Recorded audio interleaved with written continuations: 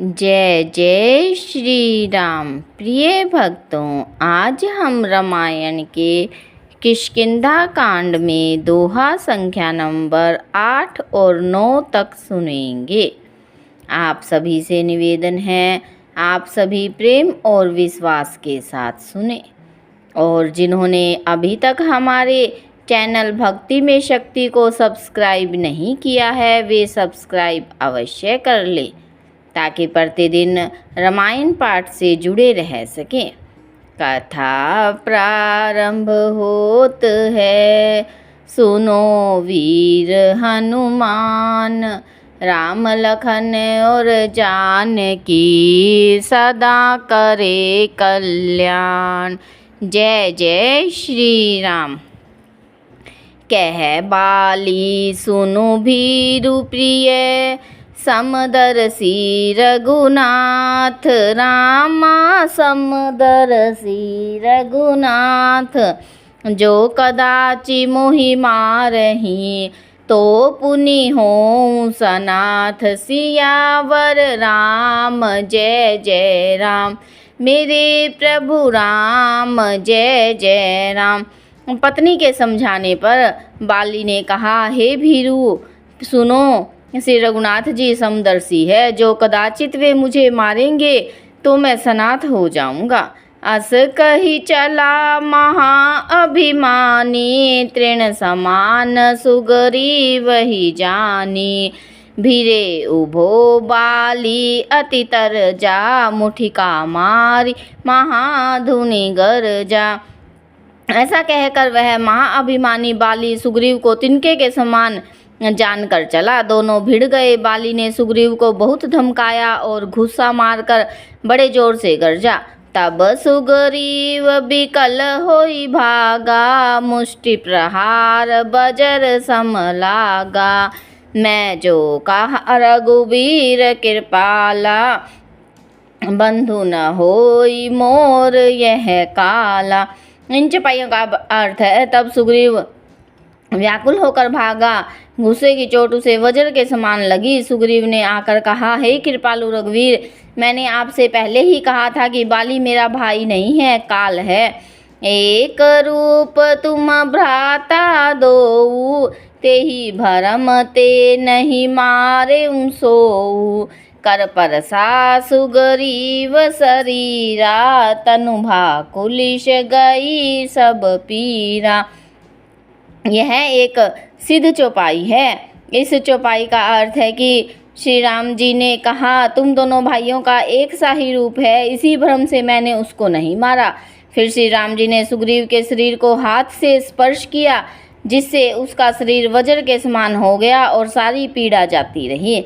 मेली कंठ सुमन के माला, पठवा पुनि बल देई विशाला। पुनि नाना विधि भरी लड़ाई, बिटप ओट देखहि रघुराई। इन चौपाइयों का अर्थ है, तब श्री राम जी ने सुग्रीव के गले में फूलों की माला डाल दी और फिर उसे बड़ा भारी बल देकर भेजा। दोनों में पुनः अनेक प्रकार से युद्ध हुआ। श्री रघुनाथ जी वृक्ष की आड़ से देख रहे थे।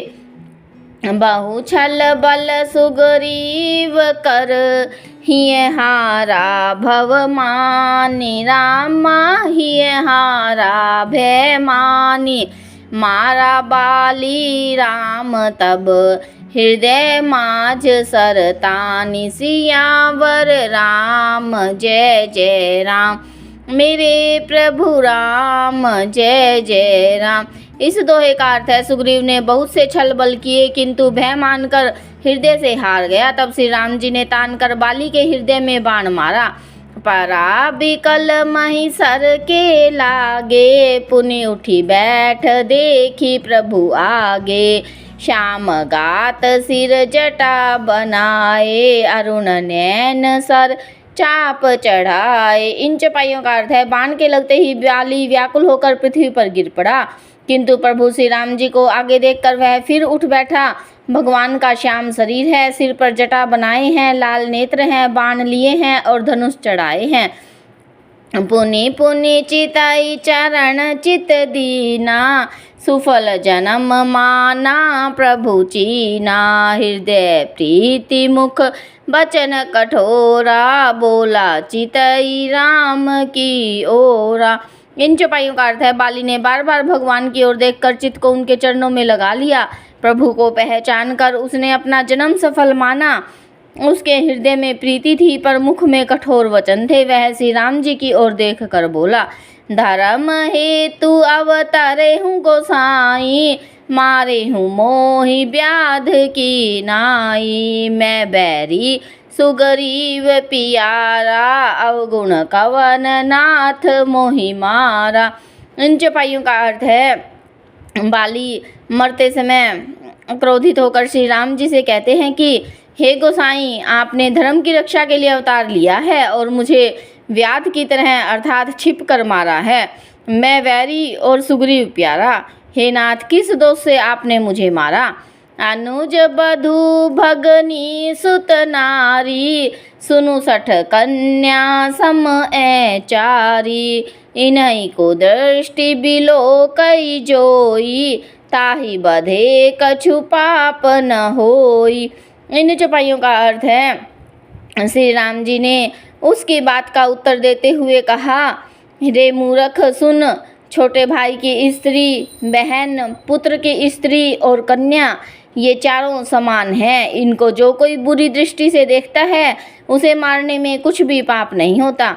मूढ़ तो ही अतिशय अभिमाना, नारी सिखावन कर सिन काना। मम भुज बल आश्रित ते ही जानी, मारा चहसी अधम अभिमानी।